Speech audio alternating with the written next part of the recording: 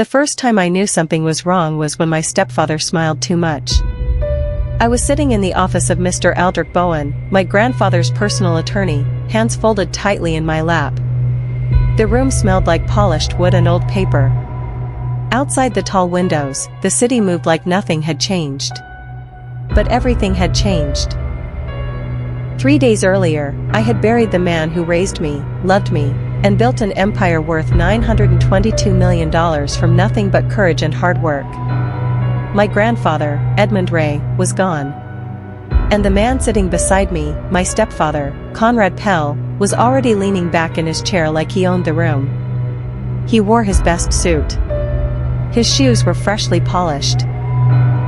He had arrived before me, which I thought was strange, because he had never once shown interest in my grandfather's affairs while Edmund was alive. He smiled at me when I walked in. That smile made my stomach drop. Not because it was warm. Because it wasn't. It was the kind of smile that sits on a person's face when they are keeping a secret. The kind that doesn't reach the eyes. The kind that says, "I already know how this ends." Mr. Bowen cleared his throat and opened a thick brown folder. "Shall we begin?" he asked quietly. Conrad straightened in his chair. I held my breath. Mr. Bowen began reading, but stopped after less than a minute. He took off his glasses. Cleaned them. Put them back on. Then he read again, slower this time, his finger tracing the lines. His expression was unreadable, but something in his posture shifted, a stiffening, like someone bracing for a difficult conversation. "There appears to be an additional document here," he said carefully. Conrad sat forward. "Oh?" "A disinheritance letter," Mr. Bowen said. "Dated 2 weeks before Mr. Ray's passing." The words landed like stones dropped into still water. I stared at him. "What does that mean?" "It states," Mr. Bowen said slowly, "that you, Nadia Ray, have been removed from the inheritance. All assets are redirected." "Redirected? To whom?" I turned to Conrad. He was looking at his hands. Calm. Still wearing that smile, quieter now but still there, pressing at the corners of his mouth like something trying to get out. "I don't understand," I said. My voice was steadier than I felt. "My grandfather would never do that." "He was getting older," Conrad said gently. "People change their minds." Something inside me went cold and quiet. My grandfather had held my hand 3 days before he died. He had looked me in the eyes, clear and present and fully himself, and said, "Everything I built belongs to you, Nadia. Don't let anyone tell you otherwise." Those were his exact words. So this letter was wrong. Or it was a lie. I asked to see the document. Mr. Bowen hesitated, then passed it across the desk. Conrad watched me pick it up. His eyes didn't move from my hands. I studied the signature at the bottom. It looked like my grandfather's name. The letters were the right shape. But something was off, something I felt before I could explain it. My grandfather had a particular way of signing documents. He had shown me once, laughing, saying his signature was so distinct that no one could ever copy it. The last letter always curved slightly upward, like a small wave. This one didn't curve. It stopped flat. Abrupt. Like someone had lifted the pen too soon. "Where did this come from?" I asked. "He gave it to me," Conrad said. "When?" "A few weeks ago." "I was with him almost every day," I said. "He never mentioned this." Conrad tilted his head. "You weren't there every minute, Nadia." I looked at him steadily. He wouldn't do this without telling me. People make decisions privately. Not decisions like this. The room was very quiet. Mr. Bowen was watching us both carefully. Conrad leaned back again, but his jaw was tight now. "We should proceed based on the document in front of us," he said. "It's signed. It's dated. That should be sufficient." He was rushing. People who are telling the truth don't rush. I barely slept that night. I lay in the dark staring at the ceiling, running everything through my mind again and again. The letter. The signature. Conrad's smile. The way he said it was redirected without flinching. $922 million. My grandfather had built his fortune over 40 years, real estate, commercial investments, a shipping company, and 3 manufacturing plants across the country. He had started with almost nothing. His own parents had been poor. He had worked construction in his 20s, saved every cent, made smart decisions, made difficult sacrifices, and built something extraordinary. And he had always told me it was mine. I got up at 2 in the morning and opened my laptop. I searched for handwriting experts, forensic document examiners, forgery law, estate fraud, will contests. The information was overwhelming, but one thing became clear quickly. If a legal document was forged, it was a serious criminal offense. And proving forgery required evidence, physical, documented, verifiable evidence. I needed to find it. My grandfather's study was still intact. He had kept records of everything his entire life. Contracts, letters, bank statements going back decades. If there was any proof of his real intentions, it would be there. I grabbed my keys and my coat. It was past 2 in the morning. I didn't care. The house was dark when I arrived. Conrad had been staying there since the funeral, which made me uncomfortable, but I hadn't challenged it yet. His car wasn't in the driveway. I breathed a little easier and let myself in through the side door. The hallway was cold and still. I moved quickly toward my grandfather's study at the back of the house. The door was closed. I pushed it open and stepped inside. The smell wrapped around me immediately. Books, cedar, the faint trace of the pipe tobacco he had given up years ago but whose memory still lived in the walls. Everything was exactly as he had left it. His reading chair. The globe he had owned since before my mother was born. Shelves of journals and reference books organized by subject and year. His desk was locked. I knew where the key was. He had shown me himself, years ago. Always keep a backup, he said. And always make sure someone you trust knows where it is. The key was taped inside the bottom of the second drawer on the left. I unlocked the desk and began going through the contents carefully. Folders. Property records. Tax documents. Letters from business partners going back decades. Then I found an envelope. Sealed. My name is written on the front in his handwriting. My breath caught. My hands were shaking as I opened the envelope. Inside was a single folded letter, handwritten on his personal stationery. 3 pages. The handwriting was strong and clear, not the writing of a confused or weakened man. Every word was deliberate. My dear Nadia, it began. If you are reading this, then I am gone, and something has gone wrong. I want you to know that I have prepared for this possibility. I read slowly. My will is clear and has been registered properly. Everything, the properties, the company, the investments, all of it, belongs to you alone. I have no other beneficiaries. This was my decision, made freely, clearly, and without pressure.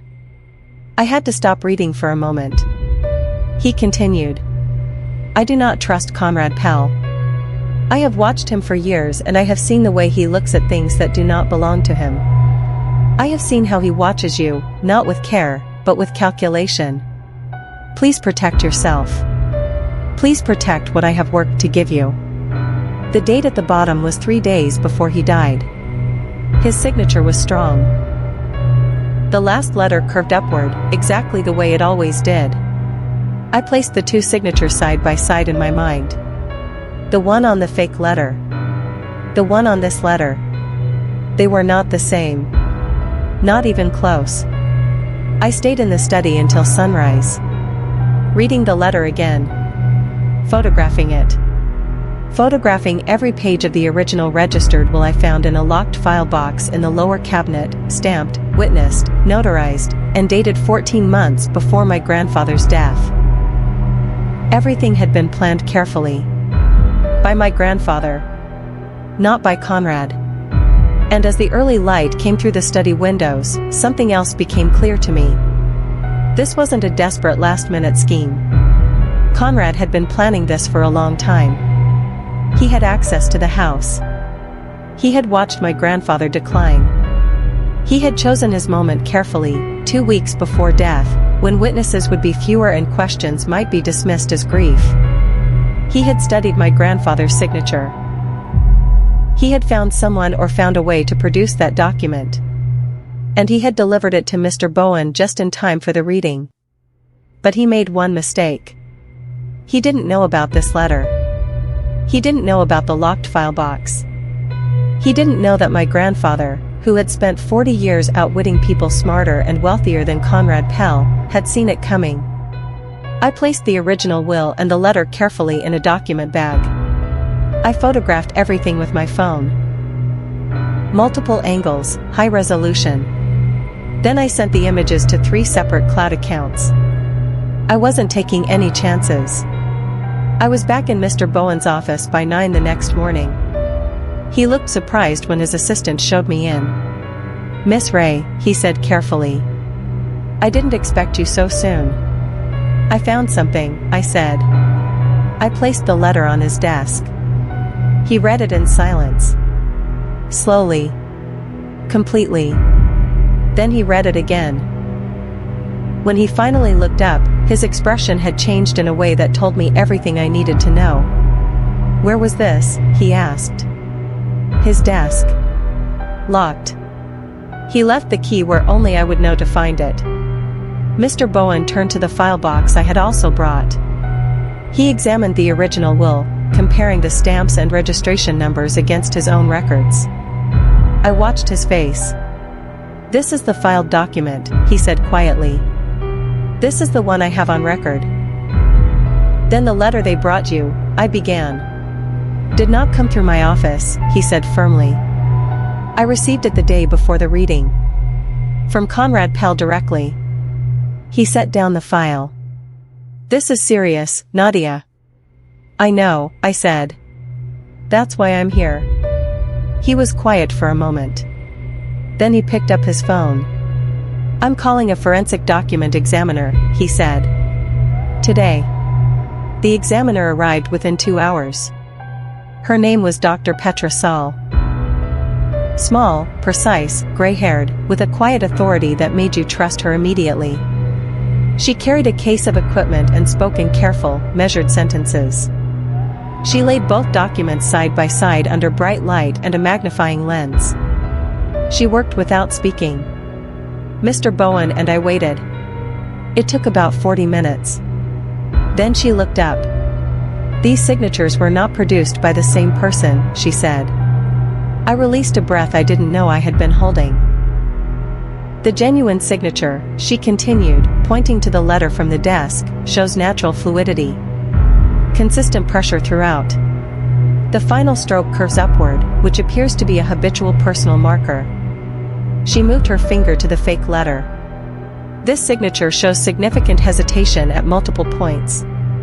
The pen pressure is uneven, heavier at the start of each stroke, lighter at the end, which is the opposite of how a natural signatory would write.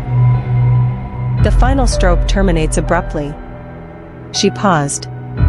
"Someone practiced this signature. But they could not replicate the habitual elements because they were not natural to them." The room was completely silent. "Forgery?" Mr. Bowen asked. Dr. Saul nodded. "Without question." I left Mr. Bowen's office with a formal case being opened. He had already called a colleague who specialized in estate fraud. Legal proceedings would begin. The forged letter would be submitted for criminal investigation. But even as I walked to my car, I knew something. Evidence of the forgery was powerful. But proving who did it was different. Dr. Saul could say the signature was fake. She could not say Conrad's hand held the pen. I needed more. I sat in my car and thought carefully. Conrad had access to the house. He had been staying there. He had my grandfather's documents around him, old letters, signed contracts, anything he might have used to practice. Practice. That word stopped me. He wouldn't have gotten the signature right on the first try. No one does. Which meant somewhere, there were failed attempts. Papers covered in repeated copied signatures. Discarded, maybe. Or maybe not. Because Conrad was arrogant. And arrogant people rarely clean up completely. I started my car and drove back to the house. I used the side entrance again. Conrad's car was gone. I moved fast and quiet through the hallway, straight toward the room he had claimed as his own. A small office near the back that had previously been used for storage. The room smelled strongly of his cologne. I worked through the drawers quickly. Nothing in the first two. The third drawer held a folder of papers that looked like drafts, printouts with handwritten notes in the margins. Nothing useful. Then I noticed the printer on the side table. And beside it, a small recycling bin. I almost walked past it. But something made me stop. I reached in. Pulled out a crumpled sheet. I opened it. My breath stopped. It was covered in signatures. Dozens of them. My grandfather's name, written over and over again in slightly different ways. Some were shaky. Some were too large. Some were close, very close, to the one on the fake letter. I reached back in. 3 more sheets. All the same. All covered in practice attempts. He had been training himself. Perfecting the copy. Preparing. I photographed every sheet. Front and back. Then I carefully placed them back exactly as I had found them. I didn't want him to know I had been here. Not yet. I was almost to the side door when I heard the front door open. Heavy footsteps on the hardwood floor. I froze. Then I kept moving, too late. He rounded the corner into the hallway and stopped when he saw me. We looked at each other. His expression was neutral at first. Practiced. Then his eyes dropped to my phone in my hand, and something shifted behind them. "What are you doing here?" he asked. "This is my grandfather's house," I said. "What are you doing here?" He didn't answer that. Instead, he stepped closer. "You've been going through my things." It wasn't a question. I held his gaze. I found what I needed. His expression changed. Something tightened around his eyes and the corners of his mouth. It wasn't anger exactly. It was something colder. "You have nothing," he said. I raised my phone slightly. The practice sheets, Conrad. Silence.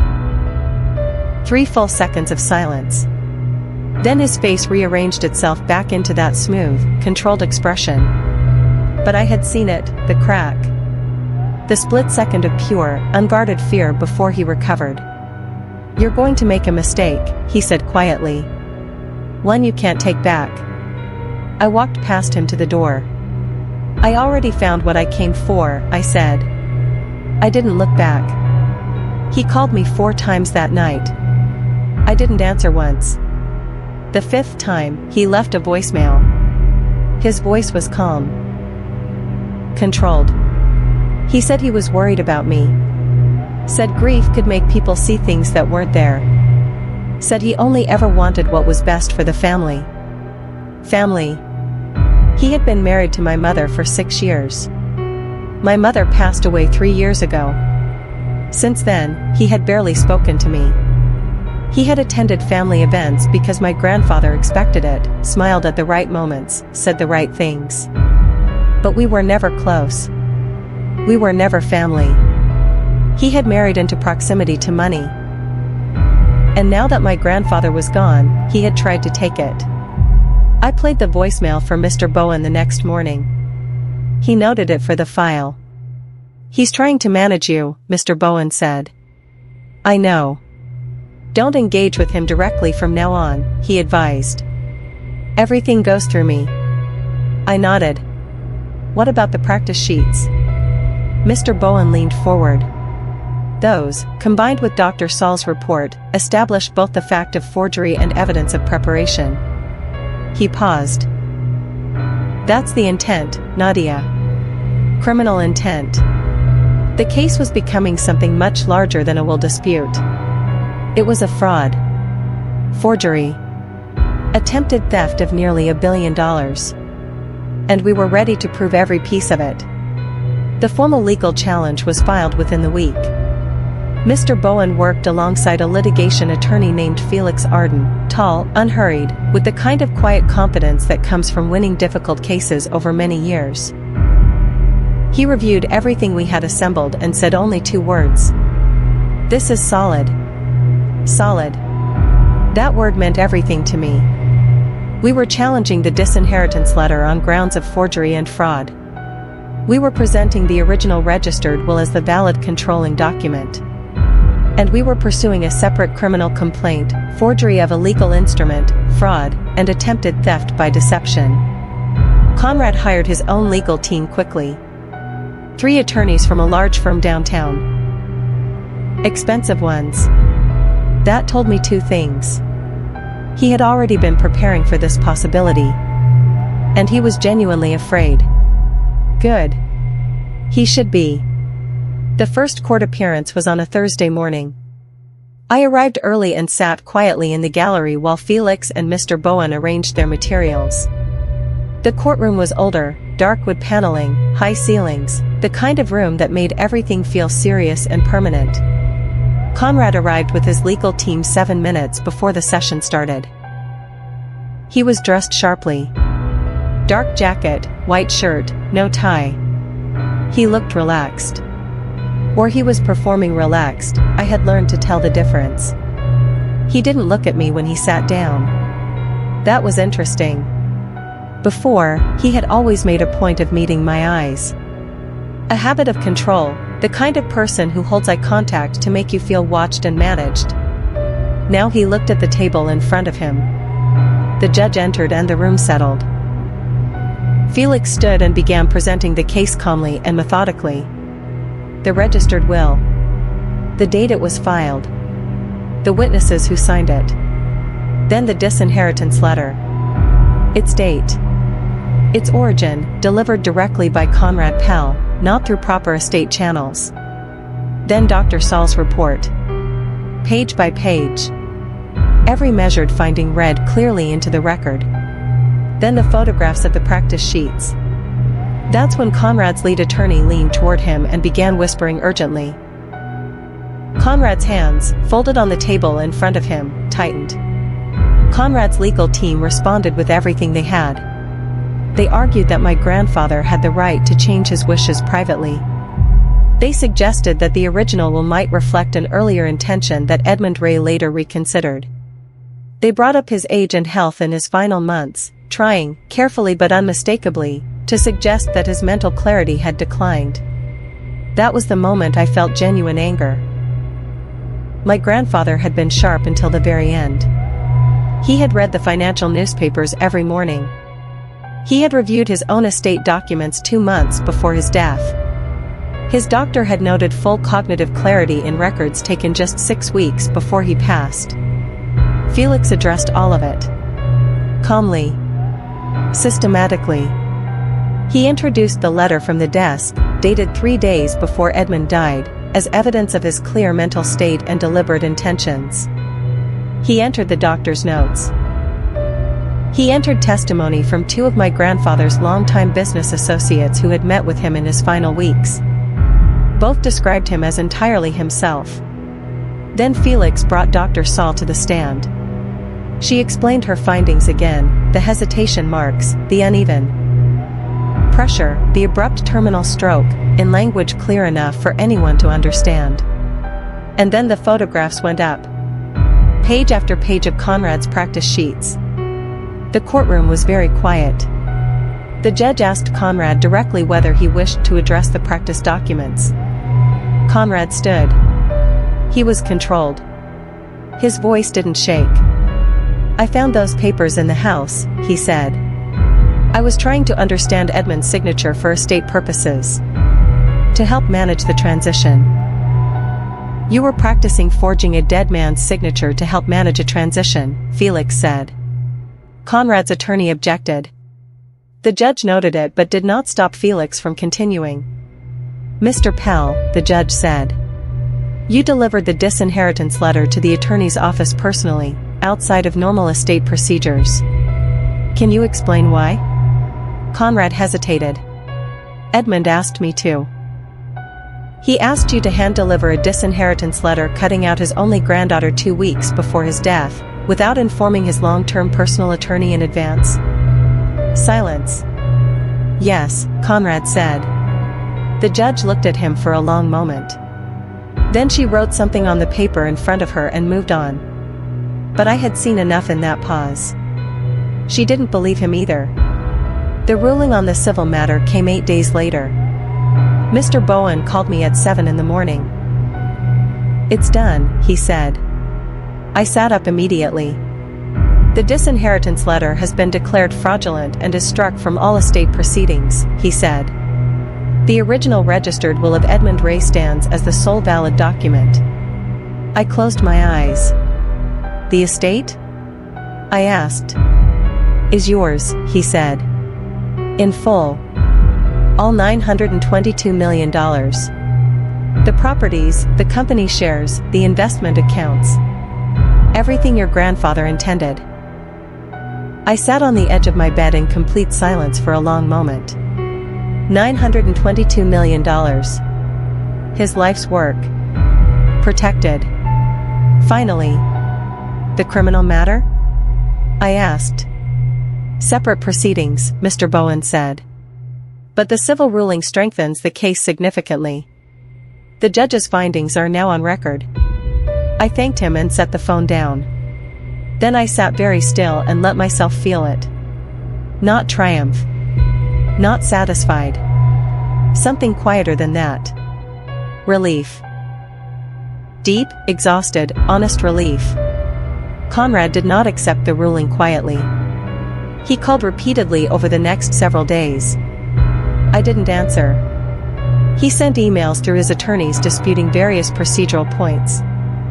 Felix handled every one without involving me directly. Then he showed up at my apartment building. The doorman called me to let me know. I told the doorman to inform him that I was not available and that any further attempts to contact me personally would be reported to the police as harassment. Conrad left.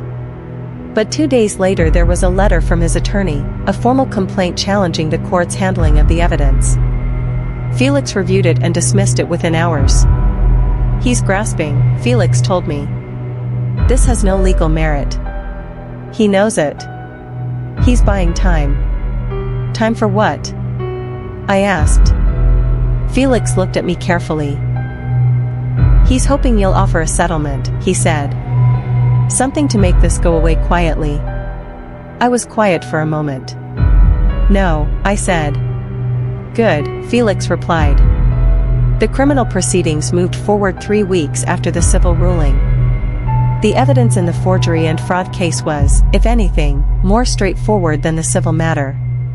The practice sheets. Dr. Saul's expert testimony. The established fact that Conrad had personally delivered the document outside of proper channels. A digital forensics review of his home computer, obtained through a search warrant, revealed that he had downloaded and printed high-resolution images of my grandfather's signature from scanned documents stored on the estate's shared network, which he had accessed using login credentials he was not authorized to use.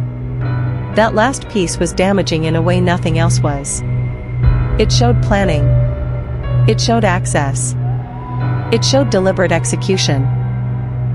His legal team argued that he had accessed the documents out of concern for the estate's administration. The prosecution pointed out that the specific documents accessed were limited entirely to those bearing Edmund Ray's signature, nothing else.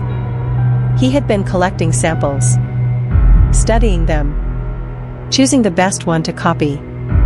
The criminal verdict came on a rainy Tuesday afternoon. I sat in the courtroom gallery with Mr. Bowen beside me. Conrad stood at the front of the room, hands at his sides. His legal team was quiet. The atmosphere was different from the civil hearing, heavier, more final. The judge read the findings in a level, unhurried voice. Guilty of forgery of a legal instrument. Guilty of fraud by deception. Guilty of unauthorized access to private digital records. Sentencing would follow in 3 weeks, pending a pre-sentencing report. Conrad said nothing. He stood completely still. I watched his face for the moment of reaction, because I thought I needed to see it, to feel something complete about it. But what I saw wasn't anger or defiance. It was something smaller than that. He just looked tired. Like a person who has been carrying something very heavy for a long time and has finally been forced to put it down. I looked away. People asked me afterward how I felt. Friends. Distant relatives. Mr. Bowen's assistant, who had followed the case closely and was clearly hoping for a satisfying answer. I tried to explain it honestly. I didn't feel victorious. I didn't feel the rush I might have expected after months of fighting. What I felt was something much simpler and much harder to describe. I felt like the ground under my feet was solid again. For months, everything had been uncertain. The inheritance. The legal outcome. Whether anyone would believe me. Whether the evidence would be enough. Whether one forged signature on one piece of paper would be enough to take everything my grandfather spent his life building. All of that uncertainty was gone now. The ground was solid. I could breathe. I could think about what came next. Not about defending myself, but about actually living. That feeling, ordinary, quiet, steady, was worth more than any amount of satisfaction I might have felt watching Conrad walk out of that courtroom with a verdict against his name. I went back to the house one last time before the estate transfer was completed. I let myself in through the front door and walked slowly through the rooms. The kitchen where my grandfather used to make strong tea early in the morning and read 2 newspapers before anyone else was awake.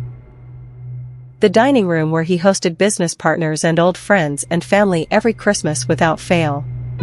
The staircase where a photograph of my mother as a young woman still hung at the top landing, and where he always paused when he passed it. I climbed the stairs slowly and stood in front of her photograph. She looked young and certain in the picture, the way people look when they are still sure the world is going to go the way they hope. I stood there for a while. Then I continued down the hall to study. I pushed the door open and stepped inside. The smell of books and cedar met me immediately. His chair was still angled slightly toward the window, the way he always kept it. The globe sat on the side table. His reading glasses were folded on the corner of the desk. I sat down in his chair. The room was completely quiet. I sat for a long time, not thinking about anything in particular. Just sitting in the space he had built and filled and left to me. After a while I said softly, I protected it. I don't know exactly why I said it out loud. There was no one in the room. But it felt important to say it that way, as a report to him, a confirmation that what he had asked of me in that letter had been done. Please protect what I have worked to give you. I had. I thought about what that had cost. The sleepless nights. The fear in the lawyer's office when the forged letter first appeared. The controlled fury of sitting in a courtroom and listening to someone try to rewrite my grandfather's life and intentions. The months of patience and preparation before a single piece of evidence could become a case. None of it had been easy. But it had been worth it. Every bit of it. I picked up his reading glasses from the corner of the desk and held them for a moment, then set them back carefully exactly where they had been. I stood up. I looked around the study one more time. Then I turned off the light and walked back down the hall. Conrad received his sentence 3 weeks after the verdict. I didn't attend the sentencing. I didn't need to. Mr. Bowen called me afterward with the details. The judge had taken into account the deliberate and sustained nature of the fraud, the planning, the digital intrusion, the calculated exploitation of a grieving family's vulnerability in the immediate aftermath of a death. The sentence was substantial. I listened, thanked him, and ended the call. Then I stood at the window of my grandfather's house, my house now, and looked out at the street below. The city was moving the way it always moved. People walking. Cars passing. The ordinary business of the world continued regardless of what had happened in courtrooms and studies and late-night searches through desk drawers. My grandfather had told me once that the truest test of anything built with integrity was whether it could survive the people who tried to take it apart. His estate had survived. He had completely misunderstood who I was. He had looked at me and seen someone who could be managed. He forgot that I was Edmund Ray's granddaughter. And Edmund Ray never built anything by walking away. Neither did I.